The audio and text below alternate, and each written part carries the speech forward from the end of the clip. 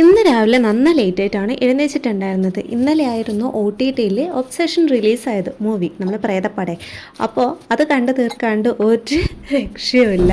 ഞാൻ കുറേ ദിവസം ആഗ്രഹിച്ചിരിക്കുന്ന ഒബ്സഷൻ ഒന്ന് കാണണം. അങ്ങനെ ഇന്നലെ രാത്രി ഇരുന്നിട്ട് കണ്ടു.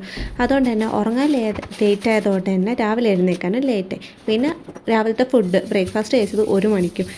എനിക്ക് ചോറുണ്ടാക്കാൻ തീരെ താല്പര്യം ഉണ്ടായിരുന്നില്ല. അതുകൊണ്ട് തന്നെ ഇനിയിപ്പോൾ വിശക്കുമ്പോൾ വൈകുന്നേരം ഉണ്ടാക്കി എന്തെങ്കിലും കഴിക്കാമെന്നുള്ളതായിരുന്നു എൻ്റെ ഒരു പ്ലാന്. അങ്ങനെ തന്നെ സംഭവിച്ച് 3:30 ആയപ്പോൾ എനിക്ക് വിശപ്പ് തുടങ്ങി. അപ്പോൾ ഞാൻ വിചാരിച്ചു ഒരു ബ്രെഡും ബുൾസയും ഉണ്ടാക്കാം. എൻ്റെ കയ്യിലുണ്ടായിരുന്ന ബ്രെഡ് സാൻഡ്വിച്ച് ബ്രെഡായിരുന്നു. അതാണെങ്കിൽ ഒരു സൈഡ് ഡിഷിൻ്റെ കൂടെയും ഒരു ചേരുണ്ട്, എന്തെങ്കിലും കഴിക്കുമ്പോൾ ഒരു വികാരം വേണ്ടേ. ഒരു വികാരം ഇല്ലാത്തതുകൊണ്ട് അതിനെ അങ്ങോട്ട് കളഞ്ഞിട്ട് ഇന്നൊരു പുതിയ ബ്രെഡ് വാങ്ങിച്ചിട്ടുണ്ടായിരുന്നു. എനിക്കതിൻ്റെ ഷേപ്പ് കാണാൻ ഭയങ്കര രസം, ഒരു മഷ്റൂമിനൊക്കെ പോലെയാണ് എനിക്ക് തോന്നാറ്. അപ്പോൾ അതെനിക്ക് ഭയങ്കര ഇഷ്ടമുള്ളൊരു ബ്രെഡാണ് ഇത്, നല്ല ടേസ്റ്റുമാണ്. അപ്പോൾ അത് ഉണ്ടാക്കി. ഈവനിങ് കൂടി ആയതുകൊണ്ടാട്ടോ ഈ ഒരു സിമ്പിളായിട്ടുള്ളൊരു ഡിഷ് ഉണ്ടാക്കാമെന്ന് വിചാരിച്ചത്. ഒരു സ്നാക്ക് പോലെ കൂടി ആവുമല്ലോ. അപ്പോൾ ഇതെൻ്റെ രണ്ടാമത്തെ ചായ കേട്ടോ. ബ്രേക്ക്ഫാസ്റ്റും കഴിച്ചിട്ട് ഞാൻ ചായ കുടിക്കാൻ വേണ്ടി പോയിട്ടുണ്ടായിരുന്നു.